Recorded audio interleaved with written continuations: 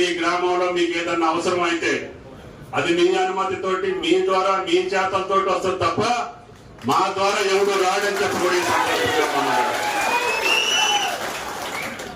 నేను ఇక్కడ ఉన్నప్పుడు కానీ ఇంకోచాట ఉన్నప్పుడు కానీ వరుసలో జనం ఉన్నప్పుడు దొంగతనంగా ఒకళ్ళిద్దరు వస్తున్నారు. వస్తే నేను ఆడ దగ్గరికి ఆ ఊరు దగ్గరికి వెళ్ళి అక్కడ మా గ్రామాధ్యక్షుడు ఉంటాడు, ఆయన కాళ్ళు పట్టుకొని అక్కడి నుంచి రాండి తప్ప నా దగ్గర కుదరదు అని చెప్పాను.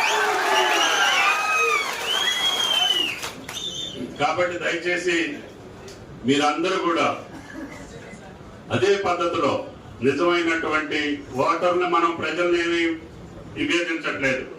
అదేవిధంగా అట్లని కాంగ్రెస్ పార్టీ పనిచేసినటువంటి వాళ్ళు ఏదే పార్టీకి పనిచేసిన వాళ్ళు అందరికీ శత్రువులు కాదు.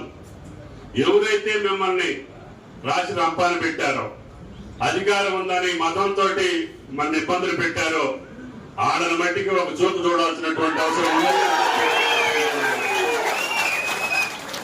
కాబట్టి దయచేసి అటువంటి వాళ్ళ వరకే చూసుకోండి. ఎక్కువ చూస్తే మీకు ఆయాసం వస్తుంది మరి. కాబట్టి దయచేసి నేను మట్టికి అదే పద్ధతి పాటించదలుచుకున్నా.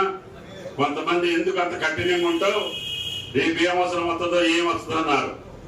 ఆ అవసరం వచ్చినప్పుడే వీళ్ళు తప్ప వాళ్ళు లేరు కదా. ఇంతకంటే మా జీవితానికి ఏ అవసరం వస్తుంది? ఇంత కష్టకాలంలో వీళ్ళు నన్ను బతికించినప్పుడు వీళ్ళు కాదని వీళ్ళ ఎత్తున ఇంకొకటి కూర్చోబెడితే వాళ్ళ బతికేంటి అని చెప్పి నేను అడుగుతున్నా.